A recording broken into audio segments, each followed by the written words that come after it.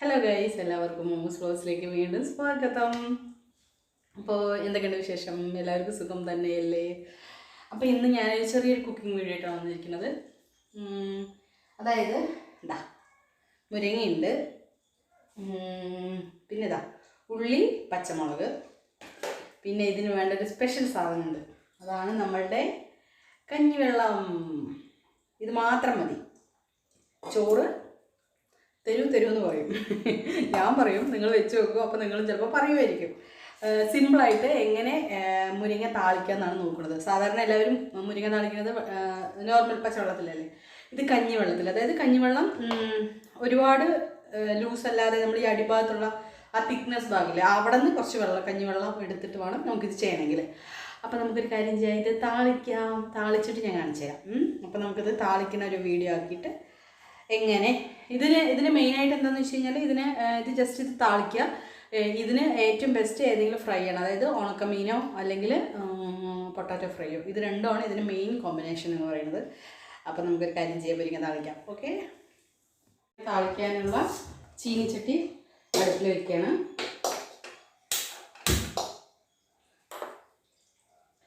ഇത് നന്നായി ചൂടായതിനു ശേഷം നമുക്കിതൊക്കെ ആഡ് ചെയ്യാം.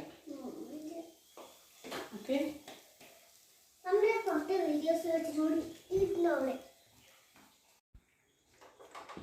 അപ്പോൾ ചട്ടി നന്നായി ചൂടായതിനു ശേഷം നമുക്ക് എന്ത് ചെയ്യാം, കുറച്ച് വെളിച്ചെണ്ണ ഒഴിച്ചു കൊടുക്കാം.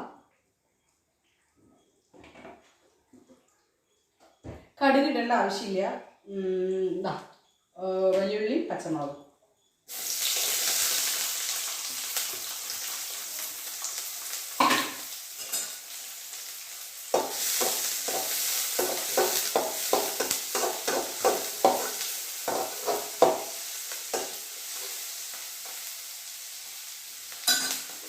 ഇത് കുറച്ച് വേഗം ഫ്രൈ ആവാൻ നമുക്ക് കുറച്ച് ഉപ്പിട്ട് കൊടുക്കാം.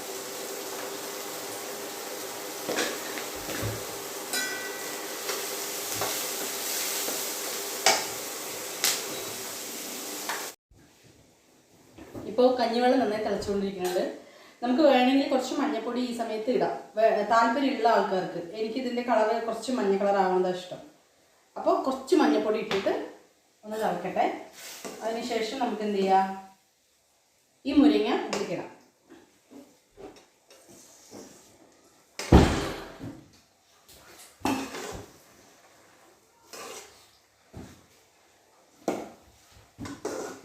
നമ്മൾ ഓൾറെഡി ഉപ്പിട്ടിട്ടുണ്ട്, ഉള്ളി താളിക്കുന്ന സമയത്ത് ഉപ്പിട്ടിട്ടുണ്ട്. അപ്പോൾ ഉപ്പ് നോക്കിയിട്ട് പിന്നെ വേണമെങ്കിൽ ഉപ്പിട്ടാൽ മതി.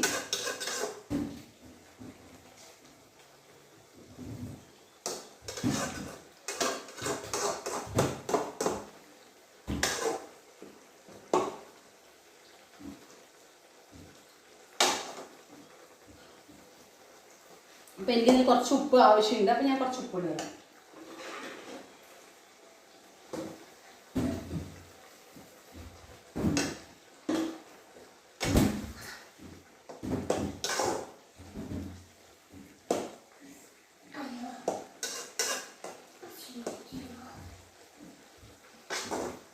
ഓക്കെ, ഇപ്പോൾ സെറ്റായിട്ടുണ്ട്.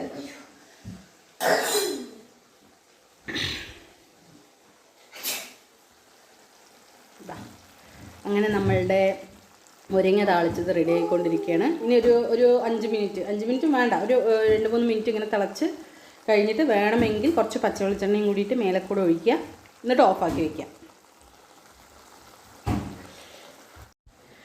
അപ്പോൾ നമ്മളുടെ മുരിങ്ങ താളിച്ചത് റെഡി ആയിക്കൊണ്ടിരിക്കുകയാണ്. ഇത് റെഡി ആവട്ടെ, കഴിഞ്ഞു, ഇത്രയേ ഉള്ളൂ. ഇനി ഇത് ജസ്റ്റ് ഒന്ന് വെളിച്ചെണ്ണ ഇങ്ങനെ മേലെക്കൂടെ ഒഴിക്കുക, ഓഫാക്കുക.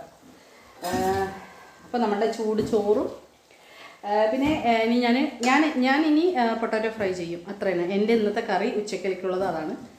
അപ്പോൾ അതും ചെയ്യും. അപ്പോൾ സിമ്പിളായിട്ട് നമുക്ക് വീട്ടിൽ കറി വയ്ക്കാൻ പ്രത്യേകിച്ചൊന്നും ഇല്ലെങ്കിൽ ഇങ്ങനെ മുരിങ്ങ വലിച്ചിട്ട് ജസ്റ്റ് ഇത് ചെയ്യുക. പിന്നെ ഇവിടെ നമ്മുടെ ചെള്ളി ഭയങ്കരമായി കളിച്ചുകൊണ്ടിരിക്കുന്ന ബോള്